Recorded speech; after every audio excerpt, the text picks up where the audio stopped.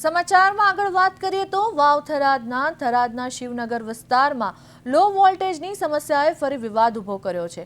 Ward number 1 હેઠળ આવતા વિસ્તારમાં લાંબા સમયથી વીજળીના ધાંધિયા ચાલી રહ્યા હોવાના રહીશોના આક્ષેપ થયા છે।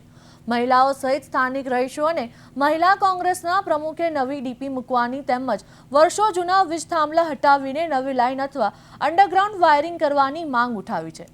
સમસ્યાનો તાત્કાલિક ઉકેલ નહીં આવે તો ભૂખ હડતાલ તેમજ ઉગ્ર આંદોલનની ચીમકી પણ ઉચ્ચારવામાં આવી છે તેવું ગીતા નાઈએ જણાવ્યું હતું। બીજી તરફ વીજ વિભાગનું કહેવું છે કે અગાઉ જ 100 kV નું નવું ટ્રાન્સફોર્મર લગાવવામાં આવ્યું છે અને હાલ લોડ સર્વે ચાલી રહ્યો છે અને સમગ્ર વિસ્તારમાં નહીં પરંતુ કેટલીક શેરીઓમાં જ આ સમસ્યા જોવા મળી રહી છે, જેથી જરૂરી સ્થળે યોગ્ય કાર્યવાહી કરવામાં આવશે।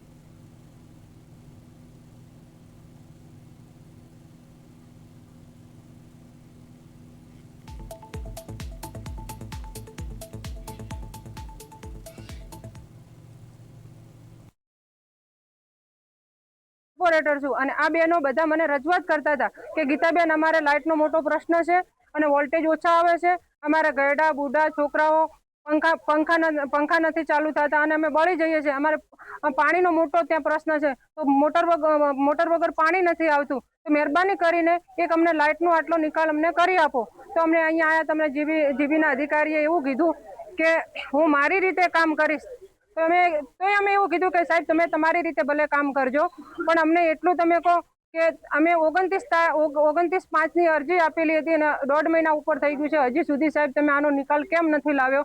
તો સાહેબે કીધું કે હું મારી રીતે કરીશ, તમારી રીતે કામ નહીં કરું, આવી એમની દાદાગીરી હતી। મેં સાહેબને કીધું કે હું ત્યાંની પ્રતિનિધિ છું અને મને લોકો ચોંટીને મૂકી છે।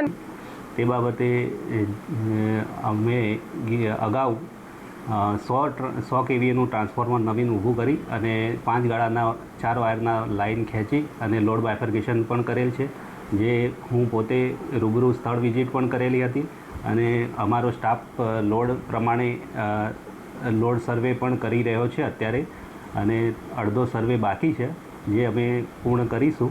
તથા અમે આ ટોળાશાહી જે આવ્યા હતા એ લોકોને પણ અમે સમજાવીને કહ્યું છે કે જે શેરીમાં તમારે તકલીફ હોય એ શેરીનું અમને કહો।